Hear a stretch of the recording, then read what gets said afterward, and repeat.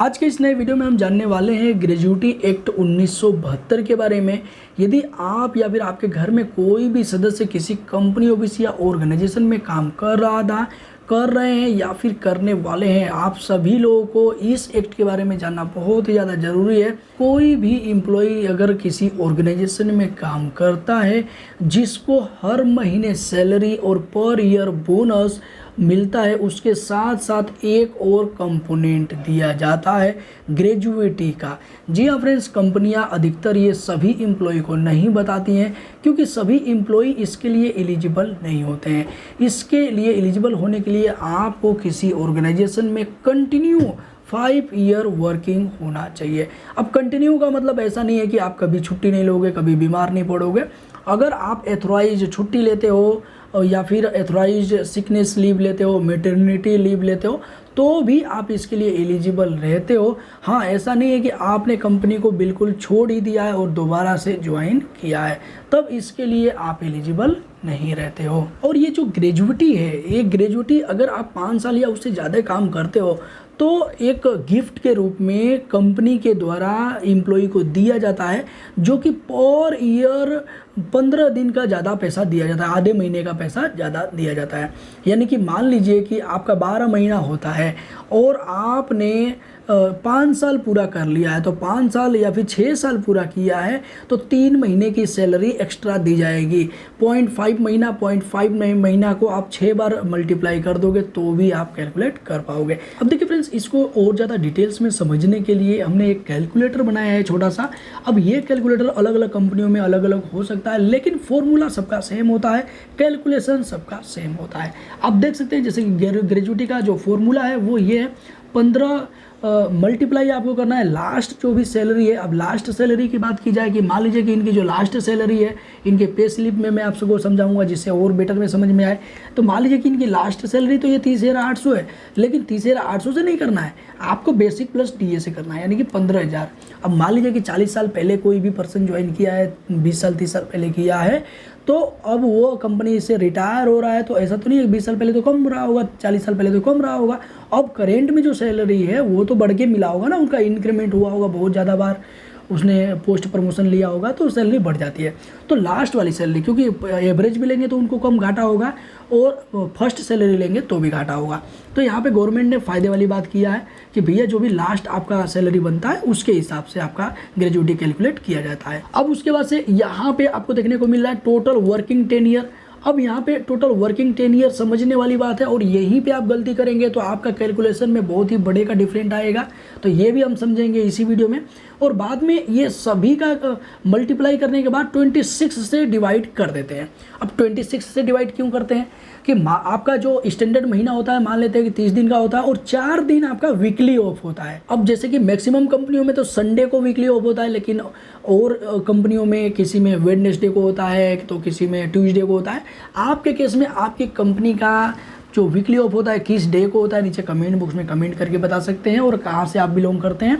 अब देखिए फ्रेंड्स, यहाँ पे हमने ये फॉर्मूला तो समझ लिया। अब यहाँ पे एक चीज़ और आपको जानना जरूरी है कि जो ग्रेजुएटी का अमाउंट होता है 20 लाख तक एग्जेम्प्टेड होता है, यानी किसी एम्प्लॉय का 20 लाख ग्रेजुएटी बन रहा है तो बिना टैक्स पे किए आसानी से मिल जाएगा, कोई भी एक्स्ट्रा पैसा नहीं कटेगा। अब देखिए फ्रेंड्स, यहाँ पे हम कैलकुलेशन भी देखेंगे एक्सेल के माध्यम से कि आप किस तरीके से कैलकुलेट कर सकते हैं, लेकिन उससे पहले हम जान लेते हैं कि ग्रेजुएटी का अमाउंट मिलता कब है। तो देखिए, ग्रेजुएटी का अमाउंट आप जब कंपनी छोड़ते हो तब मिलता है, यानी कि काफ़ी लोग बोलते हैं ना कि फुल एंड फाइनल सेटलमेंट करवाना है, सब पैसा जो भी है वो क्लियर करवाना है। अब कंपनी छोड़ने से पहले अगर आपने 5 साल काम नहीं किया है तो भैया आप तो एलिजिबल नहीं रहोगे। और काफ़ी लोग 5 साल काम नहीं कर पाते हैं, इसलिए उनको पता भी नहीं रहता है ग्रेजुएटी के बारे में।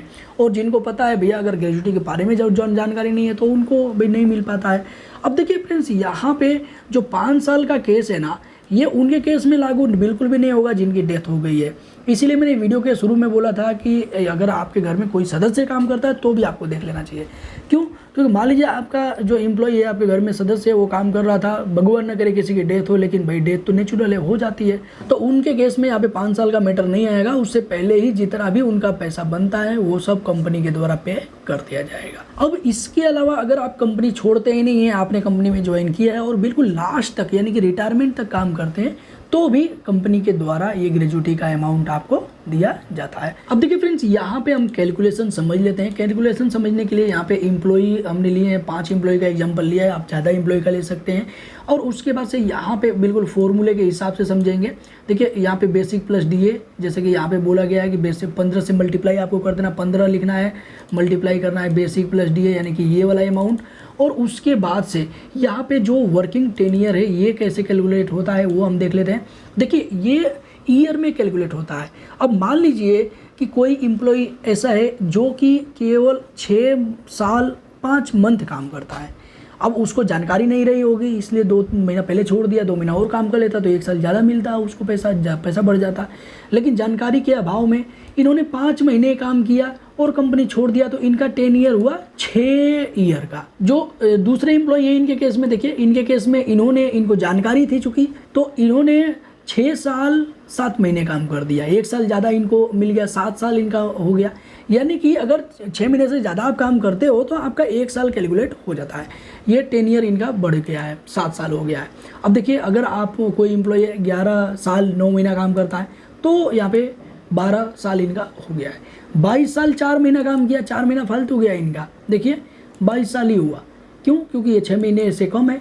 अब उसके बाद से 39 साल 7 महीने इन्होंने काम किया तो सीधा सीधा 40 साल हो गया। तो इस तरीके से आपका 10 ईयर कैलकुलेट होता है, आप भी कर सकते हो अपने केस में। अब जैसे कि यहाँ पे हमने 10 ईयर देख लिया, अब 10 ईयर के हिसाब से यहाँ पे ग्रेजुटी का अमाउंट आपको देखने को मिल रहा है।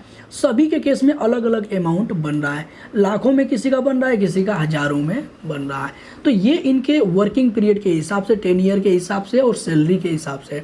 अब आपको कैसे कैलकुलेट करना है वो हम बता देते हैं। देखिए इसके लिए ये जितना भी पीला पॉइंट है सबको आपको डिलीट कर देना है। अब देखिए यहाँ पे जितना भी पीला पॉइंट दिख रहा है ना, सब हमने डिलीट कर दिया है। अब मान लीजिए किसी एम्प्लॉय का आप कैलकुलेट कर रहे हैं, उसका नाम है ABC या SS कुछ भी नाम है, AA लिख दिया है उसका नाम। अब उसका जो बेसिक प्लस DA है 15,000 है, तो आपको यहाँ पे बेसिक प्लस DA 15,000 डाल देना है। सैलरी स्लिप के हिसाब से डालना है। चलिए ये सैलरी स्लिप में इनका नाम क्या है, इसका नाम इस पर्सन का छोटे लाल है, तो छोटे लाल। चलो मैं ये सैलरी स्लिप के हिसाब से कैलकुलेट करके दिखा देता हूँ।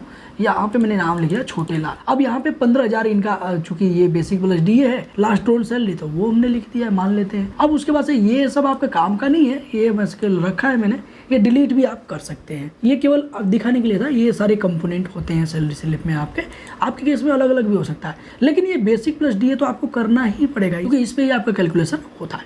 तो देखिए हमने 15,000 लिख लिया है। अब उसके बाद से यहाँ पे इनका 10 ईयर लिख लेते हैं। 10 ईयर मान लीजिए इन्होंने 32 साल और 8 महीना इन्होंने काम किया है, तो यहाँ पे इनका सीधा सीधा 33 साल हो गया है। ठीक है, तो 33 साल अगर इन्होंने काम किया है, 10 ईयर हुआ था, तो इनका पैसा इतना बनता है। आप देख सकते हैं कितना बन रहा है। अब उसके बाद से अगर मान लीजिए कि इन्होंने 10 साल ही काम किया है, तो 10 साल और 0 महीना काम किया है, तो कोई बात नहीं है, 10 साल लिख दीजिए, तो उसके हिसाब से बन जाएगा। तो यहाँ पे इनको डालना पड़ेगा इनका बेसिक प्लस DA कितना था। बेसिक प्लस DA मान लीजिए 15,000 है, तो 15,000 यहाँ पे डालेंगे, ऑटोमेटिक कैलकुलेट हो जाएगा। देखिए यहाँ पे ऑटोमेटिक ही कैलकुलेट हो जाएगा। अब जैसे कि यहाँ पे हमने 15,000 ही सब जगह रख लिया है इनका बेसिक पे और प्लस DA। अब उसके बाद से यहाँ पे 10 ईयर का खेल है, सब मिला जुला के आपको 10 ईयर जितना है उतना आप डाल दीजिए। मान लीजिए कि इनका 15 साल होता है तो 15 साल डाल दीजिए, ऑटोमेटिक यहाँ पे कैलकुलेट होके आ जाएगा। देखिए ये ग्रेजुटी का अमाउंट है, ऑटोमेटिक कैलकुलेट हो रहा है। अब मान लीजिए कि यहाँ पे अब इन्होंने 21 साल काम किया है या फिर यहाँ पे 6 साल काम किया है, तो उसके हिसाब से अलग अलग अमाउंट यहाँ पे देखने को मिल जाएगा। और इस तरीके से आप खुद का ग्रेजुटी कैलकुलेट कर सकते हैं। अब इस कैलकुलेटर को आप हमारे टेलीग्राम चैनल से डाउनलोड कर सकते हैं। इसका लिंक मैंने इस वीडियो के नीचे कमेंट बॉक्स में दिया हुआ है, वहाँ से आप चेकआउट कर सकते हैं।